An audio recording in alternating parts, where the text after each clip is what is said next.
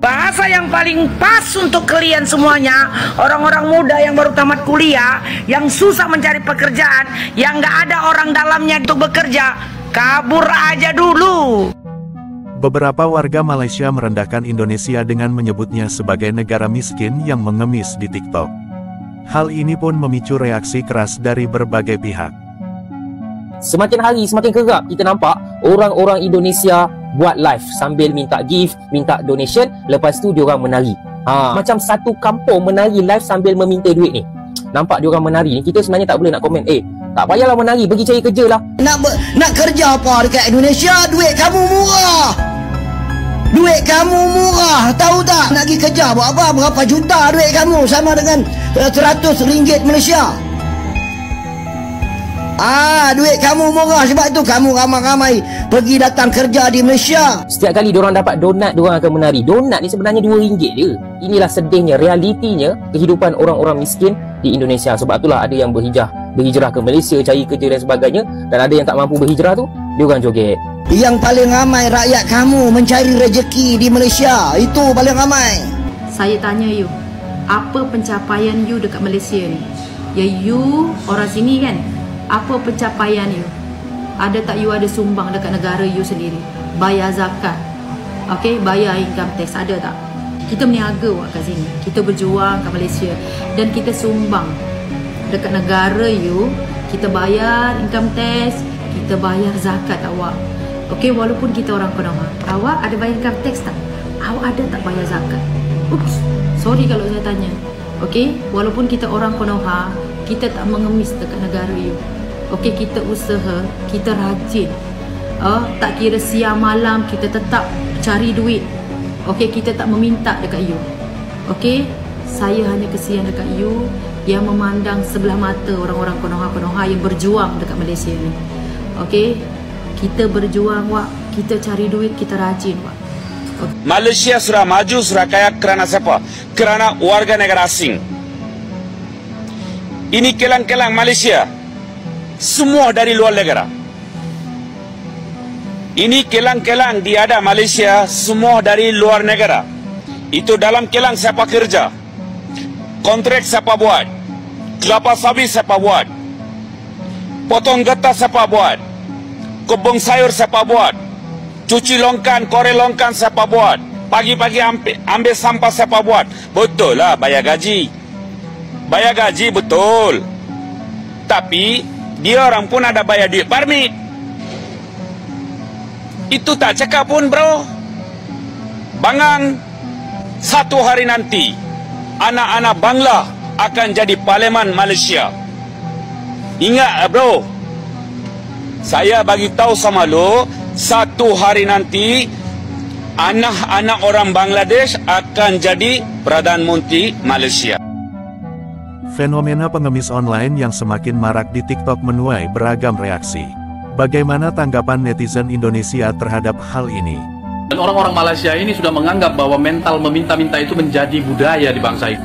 Niat mereka baik, kitanya aja yang kurang sadar. Beras habis, libe solusinya. Beras habis, ini solusinya, macul 50.000 satu hari. Bukan live solusinya, tetap semangat meskipun satu hari 50.000. Mengemis online tak jauh beda dengan mengemis di jalanan.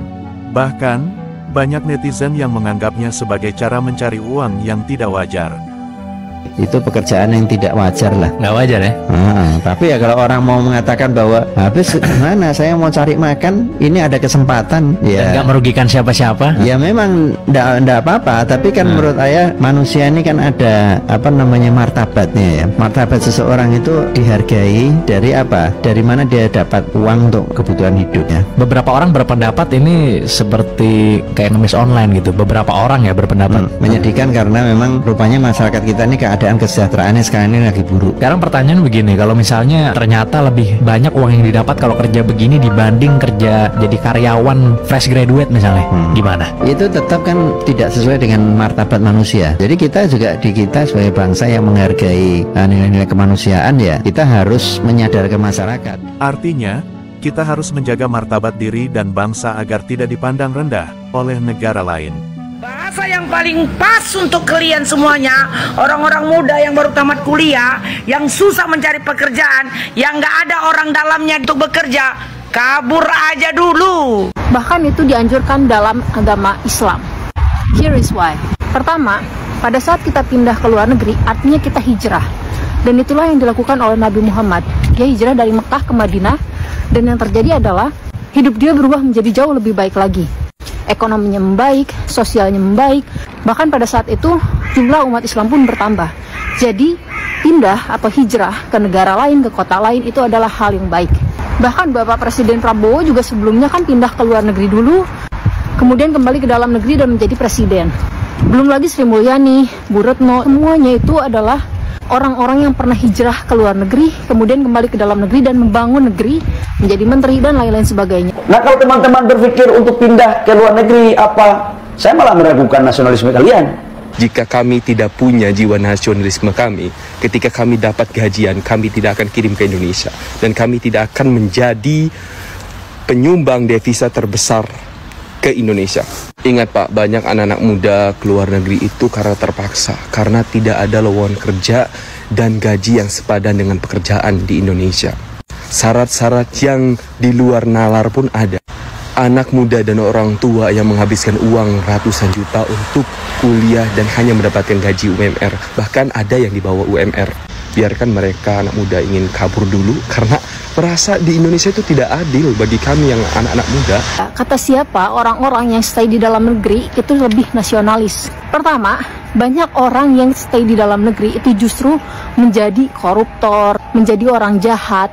Karena kemiskinan akhirnya dia mencuri, akhirnya dia melakukan perbuatan yang tidak baik.